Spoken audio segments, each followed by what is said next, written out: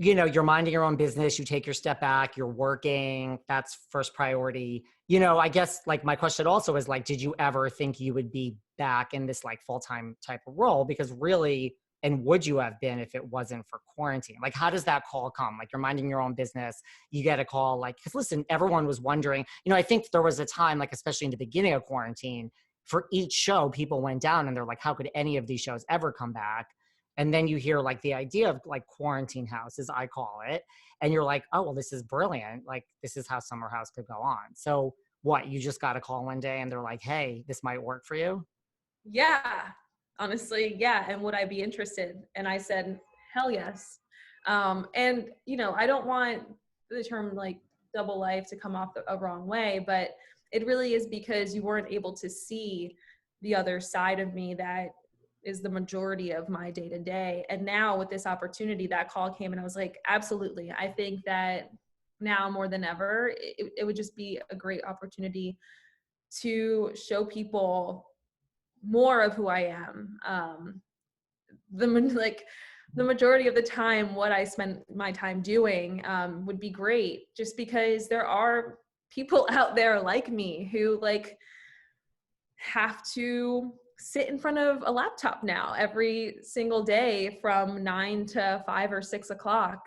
Right. And, that's a very real situation. And this summer, it's a lot. Like, quarantine for everyone has had its ups and downs, but it really gives you a chance to be like, is it introspective or to really Yeah. look at what your situation is and whether or not you're really happy in it. So it was really, really awesome to be part of it.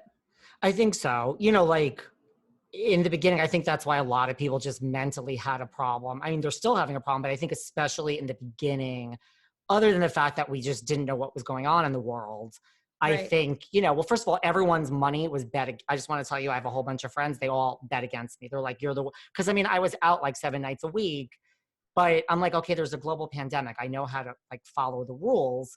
But Right. yes, I think like the problem was like people were left alone with their thoughts. And, when you like to like self-medicate, however it is, like you're with your own thoughts, whether you live by yourself or with one other person, you're like, you Yeah. have to really figure out like, what is the point of life? And like, who's calling? Like, cause I went down like, oh yeah. Cause I mean, I'm friends with a lot of people on all these reality shows and I'm like, yeah, well, you're supposed to be my good friend. And like, okay, you're like a reality TV friend, which is fine. But it's like, I think you just take stock of your life of who's like checking Right. in, like, am I alive today? It's 3 months into this. Like I've called Yeah. you. Yeah. So It's who's checking in, like what you're doing with your life. Like, does being on Zooms and sitting down the entire fucking day, like truly what you want to be doing? It's like, yeah, sure, I was doing that in an office, but it's different now. right. It's a completely different way of viewing things. So like, not only did people or will people get to see who I am